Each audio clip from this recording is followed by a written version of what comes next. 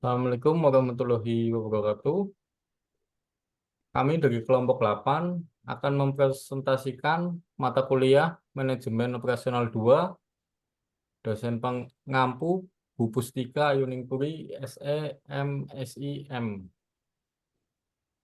dengan judul Manajemen Operasional 2, Analisis Rantai Pasokan dan Penentuan Lokasi Fasilitas Produksi Mie Gacoan.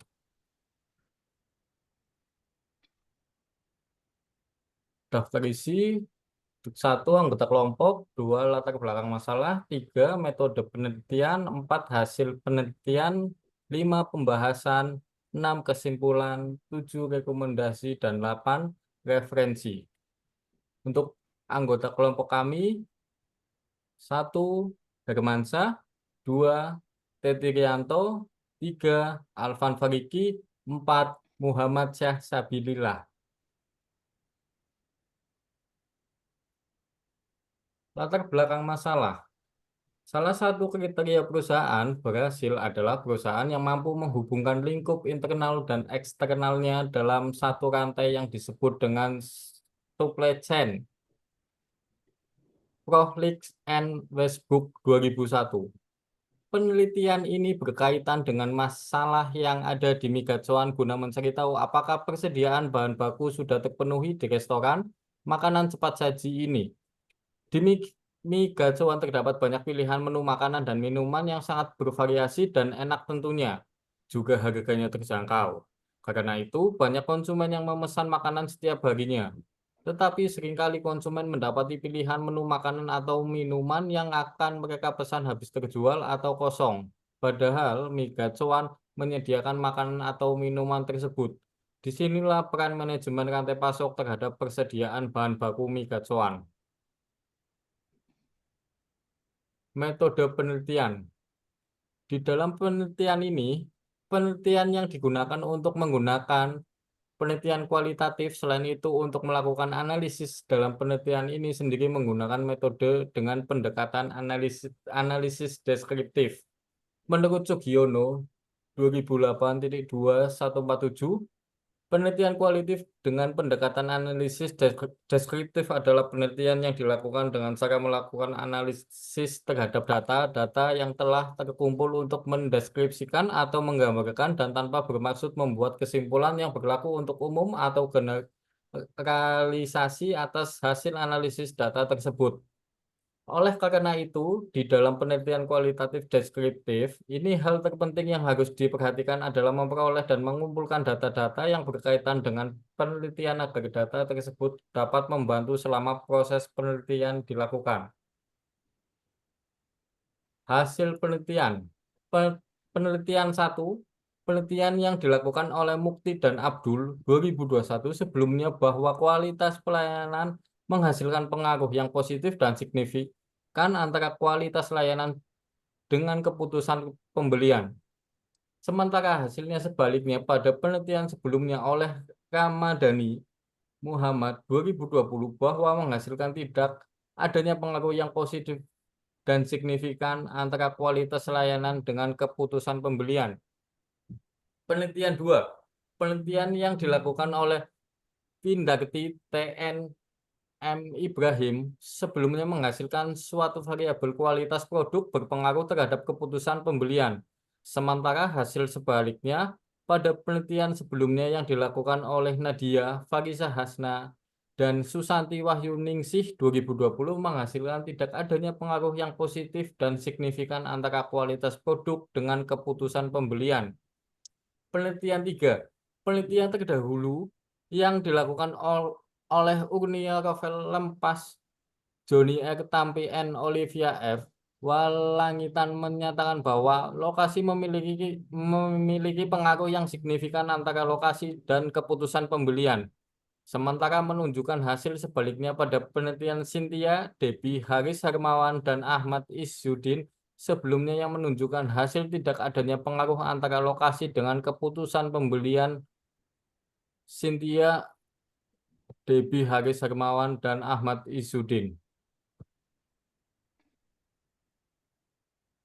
Selanjutnya, Oke, terima kasih Mas Alvan atas waktunya. Oke, kita masuk ke pembahasan tentang analisa rantai pasok dan penentuan lokasi fasilitas produksi dari mie gacoan. Mie gacoan adalah sebuah waralaba restoran yang berasal dari Indonesia, khususnya dikenal dengan menu mie goreng pedasnya. Berikut adalah profil detail dari industri mie gacoan di Indonesia. Mie gacoan didirikan pada tahun 2016 di Kota Malang, Jawa Timur. Usaha ini didirikan oleh Anton Kurniawan dan berada di bawah naungan PT Pesta Pora Abadi. Hingga akhir tahun 2022, mie gacoan telah berkembang pesat dengan mempekerjakan lebih dari 3.000 orang dan memiliki puluhan gerai yang tersebar di seluruh Indonesia, terutama di Pulau Jawa, Sumatera, dan Bali. Mie gacoan mengusung konsep bersantap modern dengan harga yang terjangkau, menjadikannya populer di kalangan masyarakat, khususnya mahasiswa, pelajar, dan keluarga. Menu utama yang disajikan adalah mie goreng pedas dengan varian seperti mie sweet, mie gacoan, dan mie hompimpa. Oke, selanjutnya pelanggan dapat memilih tingkat kepedasan sesuai dengan seleranya. Selain itu, mereka juga menyajikan dimsum, udang, keju, udang rambutan, siomay ayam, dan berbagai es buah dengan nama-nama yang sangat unik. Sebelumnya, mie gacoan menggunakan nama-nama menu dengan unsur setan dan iblis. Namun setelah disesuaikan sejak tanggal 1 Februari 2023, dan untuk memenuhi kriteria sistem jaminan halal atau SJH dari Majelis Ulama Indonesia, maka visinya adalah menjadi brand V&B retail terbaik dan terbesar dengan standar pelayanan, produk, dan kebersihan bertaraf internasional. Misinya meliputi penyediaan produk terbaik dengan harga terjangkau untuk kelas menengah dan menciptakan pengalaman pelanggan yang terbaik serta berkelanjutan. Mie gacoan telah mendapatkan apresiasi yang sangat luar biasa di setiap pasar di mana mereka hadir. Dan inovasi terus menjadi fokus utama agar tetap relevan dan menjadi pilihan terbaik bagi para pelanggannya. Selanjutnya, mie gacoan menyajikan mie goreng pedas dengan varian seperti mie sweet, mie gacoan, dan mie hompimpa. Pelanggan dapat memilih tingkat kepedasan sesuai dengan selera mereka masing-masing. Selain mie goreng, mie gacoan juga menyajikan dimsum, udang keju, udang rambutan, dan siomay ayam sebagai makanan sampingan. Kemudian mie gacoan juga menawarkan berbagai macam es buah dengan nama-nama unik seperti es teklek hingga es gobak sodor. Dan mie gacoan memiliki gerai yang tersebar di seluruh kota di Indonesia. Penentuan lokasi fasilitas produksi harus mempertimbangkan faktor-faktor seperti memilih lokasi yang dekat dengan pasar konsumen, di mana hal ini untuk memudahkan distribusinya. Kemudian memilih lokasi dengan biaya tenaga kerja yang terjangkau, memastikan aksesibilitas transportasi yang baik untuk distribusi bahan baku dan produk jadinya. Mempertimbangkan regulasi dan insentif pemerintah terkait lokasi industri tersebut. Oke, selanjutnya akan diteruskan oleh Mas Hermansyah. Baik, mengenai pembahasan selanjutnya yaitu melakukan analisis komprehensif untuk memilih lokasi produksi yang optimal berdasarkan faktor di atas. Terus memperkuat inovasi dan menjaga relevansi dengan selera konsumen. Dengan mengoptimalkan rantai pasok dan lokasi produksi, mie gacoan dapat terus berkembang dan mempertahankan posisinya sebagai salah satu merek mie pedas terkemuka di Indonesia. Mie gacoan mengelola rantai pasoknya dengan strategi yang terfokus pada efisiensi dan kepuasan pelanggan. Berikut adalah beberapa aspek penting memilih pemasok rantai pasok mie gacoan. Migacuan memilih pemasok yang dapat menyediakan bahan baku berkualitas tinggi dengan harga yang kompetitif. Pemasok dipilih berdasarkan kredibilitas dan kemampuan untuk memenuhi permintaan tepat waktu. Selanjutnya, persediaan bahan baku dijaga agar selalu tersedia, namun tidak berlebihan untuk menghindari pemborosan. Sistem persediaan yang efektif memastikan ketersediaan produk tanpa mengganggu operasional harian. Migacuan menggunakan sistem distribusi yang memastikan produk sampai ke gerai dengan cepat dan dalam kondisi segar. Kerjasama dengan layanan pengiriman makanan seperti GoFood dan GrabFood memperluas jangkauan distribusi mereka. Kontrol kualitas yang ketat diterapkan untuk memastikan bahwa produk yang disajikan memenuhi standar yang telah ditetapkan. Setiap gerai melakukan pengecekan berkala untuk memastikan konsistensi kualitas.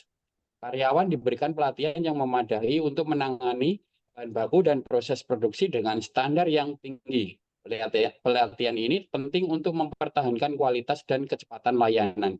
Migacuan terus beradaptasi dengan tren pasar dan preferensi pelanggan. Inovasi dalam menu dan layanan menjadikan fokus utama tetap relevan dan menjadi pilihan terbaik bagi pelanggan.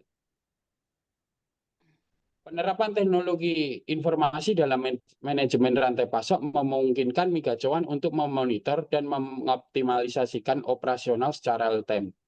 Migacuan responsif terhadap perubahan dalam permintaan pasar dan kondisi eksternal seperti pandemi atau perubahan kebijakan pemerintah. Dengan manajemen rantai pasok yang efektif, Migacuan dapat memastikan bahwa setiap gerai memiliki stok yang cukup untuk memenuhi permintaan pelanggan, sambil menjaga kualitas dan kecepatan layanan. Untuk menganalisis data Migacuan secara lengkap berkaitan dengan break-even point atau BEP, perbandingan biaya atau cost comparison dan analisis ekonomi, kita perlu mempertimbangkan beberapa aspek penting dari operasi bisnis mereka. Namun, perlu diingat bahwa analisis hanya bersifat umum dan hipotesis karena keterbatasan data spesifik yang tersedia secara publik. Selanjutnya, BEP adalah titik di mana total pendapatan sama dengan total biaya, sehingga tidak ada keuntungan atau kerugian. Formula untuk menghitung BEP adalah BEP dalam unit sama dengan harga jual per unit dikurangi biaya variabel per unit biaya tetap. Misalnya, jika biaya tetap Migacuan adalah 100 juta per tahun dan harga jual rata-rata per porsi adalah 20.000 dengan biaya variabel 5.000 per porsi, maka BEP dari Migacuan ini adalah sebagai berikut. BEP harga per unit sama dengan 20.000 dikurangi 5.000. Harga BEP per unit adalah Rp15.000. BEP per unit dari 100 juta per tahun dibagi dengan 15.000, maka ditemukan bahwa break-even point pada Migacuan di porsi 6.667 porsi. Berarti Migacuan harus menjual setidaknya 6.667 porsi untuk mencapai titik impas. Analisis perbandingan biaya melibatkan evaluasi biaya operasional Migacuan dengan pesaing atau standar industri. Faktor-faktor yang diperbandingkan bisa termasuk biaya bahan baku, tenaga kerja, sewa lokasi, dan biaya pemasaran. Selanjutnya akan dilanjutkan oleh rekan saya, Mbak Teti, monggo. Oke, terima kasih Mas Herman untuk penjelasannya. Baik, pembahasan selanjutnya yaitu misalnya jika Migacuan memiliki biaya operasional yang lebih rendah dibandingkan pesaing karena efisiensi dalam pengadaan bahan baku. Ini merupakan keunggulan kompetitif. Analisis ekonomi melihat dampak makro dan mikroekonomi terhadap bisnis Migacuan, seperti perubahan dalam permintaan konsumen, inflasi, dan kebijakan pemerintah. Misalnya, jika terjadi peningkatan inflasi, biaya bahan baku Migacuan mungkin meningkat, yang dapat mempengaruhi harga jual dan margin keuntungan mereka. Untuk melakukan analisis yang lebih mendalam, diperlukan data keuangan yang lebih rinci dari Migacuan, termasuk laporan laba rugi, neraca, dan laporan arus kas. Dengan data tersebut, kita bisa melakukan analisis BEP yang lebih akurat. membandingkan biaya secara lebih detail dan menilai dampak ekonomi secara keseluruhan terhadap bisnis mereka. Namun, tanpa data tersebut, analisis ini hanya dapat memberikan gambaran umum berdasarkan prinsip-prinsip ekonomi dan bisnis.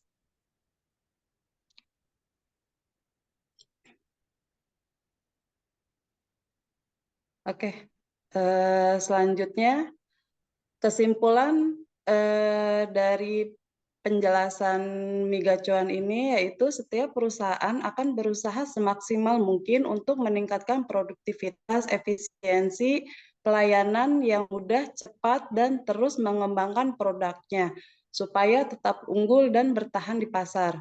Perusahaan perlu mempertimbangkan permasalahan rantai pasok yang berfungsi sebagai pemasti bahwa supply chain management atau manajemen rantai pasok mendukung strategi perusahaan. Jika fungsi manajemen operasional untuk mendukung strategi perusahaan secara keseluruhan, maka supply chain management ini digunakan untuk mendukung strategi manajemen operasi. Manajemen rantai pasok adalah sistem dari suatu organisasi atau perusahaan yang berfungsi untuk menyalurkan barang produksi atau jasanya dari pemasok ke pelanggannya. Perusahaan yang menggunakan rantai pasokan yang baik akan memberikan dampak yang baik bagi aliran suatu barang atau jasa. Nah, berikut rekomendasi. Secara terus-menerus, perusahaan akan membangun berbagai fasilitas baru dan memperluas yang sudah ada. Kegiatan ini melibatkan sejumlah investasi, konstruksi, dan peralatan atau mesin dan biaya yang sangat besar. Walaupun penentuan lokasi organisasi yang tepat tidak terlalu sangat penting, tetapi bagaimanapun juga, penempatan fasilitas-fasilitas yang baik akan membantu organisasi untuk meminimumkan biaya. Perusahaan-perusahaan sering melakukan kesalahan-kesalahan dalam pemilihan lokasi dan tempat fasilitas-fasilitas produksinya. Suatu perusahaan memilih lokasi di mana tenaga kerja sulit didapat. 6 bulan setelah pindah, perusahaan akan menghadapi masalah tenaga kerja. Perusahaan lain membeli tanah untuk lokasi pabriknya yang sangat murah, tetapi kemudian disadari bahwa kondisi tanahnya sangat jelek sehingga perusahaan harus mengeluarkan biaya yang sangat besar untuk membangun fondasinya. Yang ketiga, perusahaan memilih lokasi di kawasan industri jauh dari kota, padahal produk perusahaan harus cepat sampai ke tangan konsumen. Maka perusahaan harus membayar biaya distribusi yang sangat besar. Keempat, yaitu lokasi suatu perusahaan tidak memungkinkan untuk pembuangan limbahnya. Masyarakat akan menuntut perusahaan pindah dan sebagainya. Berikut kami lampirkan untuk referensinya. Sekian presentasi dari kelompok kami. Terima kasih. Wassalamualaikum warahmatullahi wabarakatuh. Waalaikumsalam warahmatullahi wabarakatuh. Waalaikumsalam warahmatullahi wabarakatuh.